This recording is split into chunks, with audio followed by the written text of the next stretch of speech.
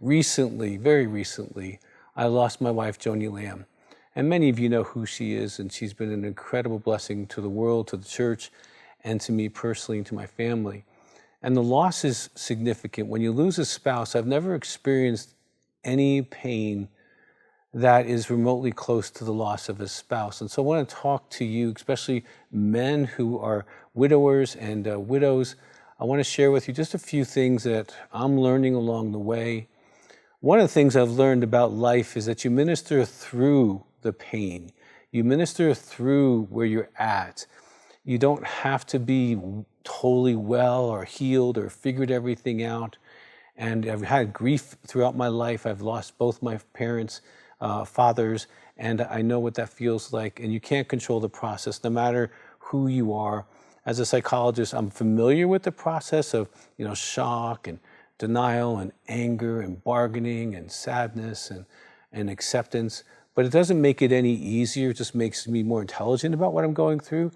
But I want to give you some tips as well, just some things that I think are really helpful, that are helpful for me and also helpful for the other widows and widowers that are out there. And first of all, I want to say, I am very sad for your loss. I've never really understood what that meant when you said it, and people have been saying it to me a lot lately, and it means a lot. So I just want to say that to you. Your loss is real. And I want to just share some thoughts with you. Number one, every tear you cry, they are worth it. Okay, and I know that it can happen. One of the things that's going to happen continually is triggers. And it could be as simple as someone mentioning their name or mentioning an event with them or a picture or a photograph or even watching a movie. And you can find yourself in a wave of grief. And that might be sadness, it might be tears, it might be loneliness, it can be all kinds of emotions.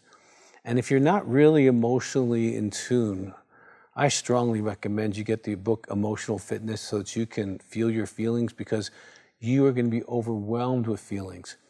And the more intelligent you are to know what you're feeling, whether it's sadness or loss or just emptiness or alone in the bed or just, breakfast by yourself, whatever it is, you can understand what you're feeling. It's easier for you to write things down. It's easier for you to keep track of what's going on. But it's really important that you know that they're worth the process. Another thing I would say to you is expect about 70% or less of your energy, your ability to get things done, your memory. You will walk into rooms and not know why you're there. That's all part of grief. There's nothing wrong with you. You're not going to feel like the Energizer Bunny all the time. You're going to have days where you just might be sluggish. It's not depression, it's just grief. And it's okay to lower your expectations. Lower your expectations personally, how many relationships you can engage in. Lower your relationships professionally as far as what you can carry and what you can't carry, especially for the first months or year. It's really, really important. And I want to say to you, lean into the process. If you're someone who shuts down and closes off, this is going to make it so much harder for you, okay? I would encourage you to lean into the process. And one of the ways you know you're doing that is when you're having strong feelings, you call somebody. Phone calls are part of so much of what we do here at Heart to Heart Counseling Center. You call people, you invite them into your process, let them know today's a rough day. Or I had, like recently it was my anniversary and I had to deal with that day and make some calls and talk to people and share that this is just a tough day. The first month, the first 30 days, that's a tough day. And you're going to have all kinds of tough days, birthdays, anniversaries, children's birthdays, grandchildren's birthdays, places where they would normally be, celebrations where they would have something important, hobbies that they thought were important. As you're going through their stuff, you're going to have feelings about that as you're cleaning out closets and drawers and things like that. I would really encourage you, have support when you go through that. You don't have to do that alone. Whether it's a family member or just a close friend, just walk through that together as much as possible. And I want to say that you can be intentional about this. And I'm going to leave you with this. Write stuff down. And I'm not talking about necessarily journaling every day, although that's not a bad idea. But as you're having moments, as you're having things, write down what triggered it. Write down what you were feeling, what you were thinking. Did you allow yourself to just sit there and process, or did you run and get on the internet, or run and go do something, keep yourself busy? Be aware strongly if you start medicating in any way that it can cause harm to yourself. That would be excessive internet usage, pornography usage, alcohol, medications of any kind, legal or illegal, overdoing things, keeping yourself so busy that you don't give yourself the space. Because I know what it feels like when you're at home alone and you don't want to be. And you don't want to feel the feeling you're feeling. You don't want to feel like they should be sitting next to you. We should be doing this together. You don't want to feel the feelings that you're having. I want to just encourage you. I'm early in this process, but I'm here to encourage you along the way. And I'm not going to avoid my feelings. I'm not going to avoid the fact that she's worth every tear. I'm not going to avoid the fact that there's absences or losses and hopes and dreams that are now dead. As dead as she is, they're gone. And they'll never be realized because they were our dreams.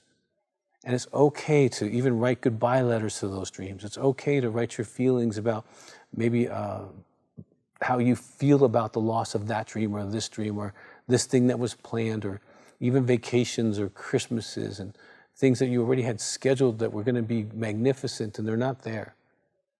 It's okay for you to sit with those and grieve the losses. You're going to have many. They're going to come at you in different directions and different degrees.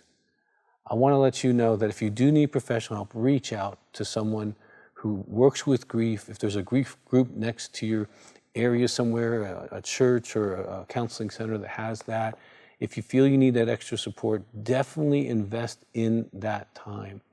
It's okay to reach out. This is a season where your soul is tender and you want to guide it as well as you can. There's no perfection in grief and you never arrive. There's going to be losses even years from now where you remember something or had a wish about something, or they would have enjoyed something. Those are all the blessings of being in love with someone, giving your life to someone till death do you part. And when it's a good relationship, especially, the death do you part hurts. So I want to validate your emotions. I would get skilled in your emotions. It's a great time to do any kind of counseling or work that you maybe put off. It's a great time to invest in your own life. Make sure your nutrition stays well. Exercise regularly. Try to get good sleep. Do the basics of self-care.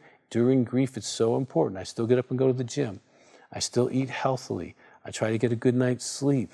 Doesn't always work, but I'm intentional. So here's my words of encouragement. Let yourself grieve well. Do not put it off. Putting it off, you're likely to get dysfunctional. Not feeling, you're likely to medicate.